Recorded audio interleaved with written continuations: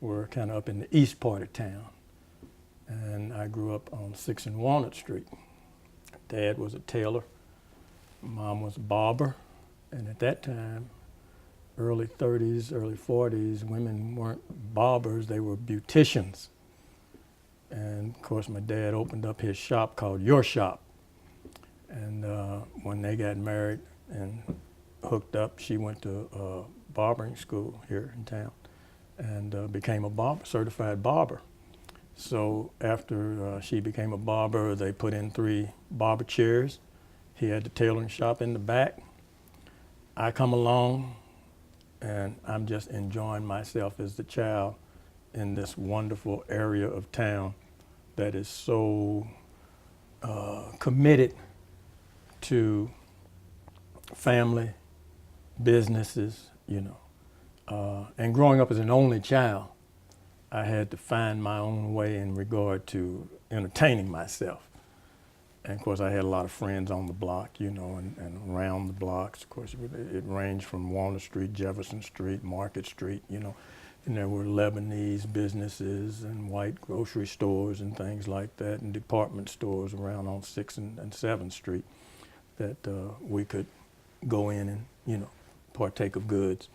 And of course, we wasn't that far from 4th Street, but that was kind of you could go, demarcation. But the demarcation, you know. So this is you were born in 1947, so you're talking about the 50s. That's right. When you're around Walnut Street, it's been since renamed Muhammad Ali Boulevard. Correct. Tell us a little bit about that strip.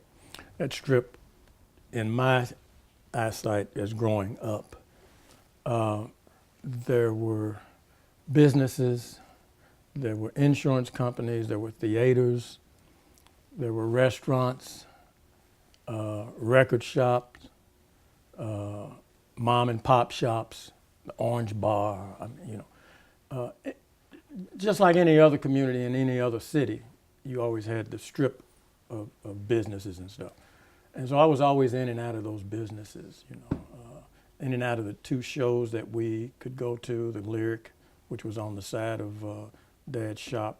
Actually, the Lyric Theater was actually a part of the mammoth building that my dad's shop was in, because it was right on that corner area, see. Mm-hmm. Across the street from there was the Grand Theater, and then next to the Grand Theater was the Domestic Insurance Company. And if you cross 6th Street, right there at Walnut, there was the Louisville Gardens, the old armory, as they called it back in the day, where various events, you know, theatrical events, roller derby, wrestling, boxing, you know, that type of thing happened. This is the time of high segregation in Louisville. What was this world? What was this? You said there were like Lebanese, there were white merchants, but this world that you grew up in was proscribed by? Our world was integrated by virtue of the businesses that were within that area.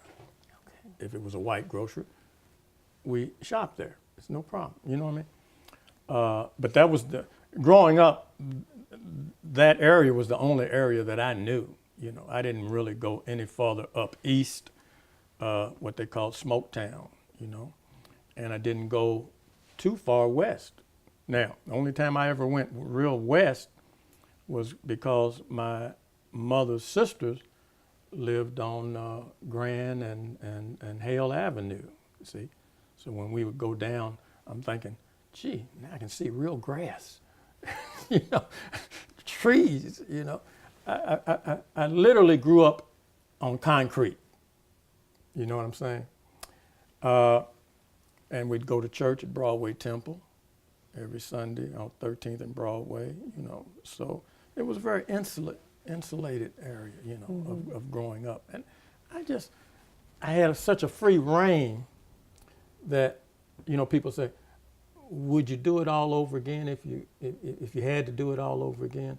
I'd do that part because I just loved it. I mean, you know, I was so free, and doors wasn't locked, you know. I didn't have to worry about looking over my shoulder at a gun. The only guns I ever saw was the police walking up and down, and they walked back in the day, you know what I mean? So it was a safe area to grow up in. And so I really loved that part of it.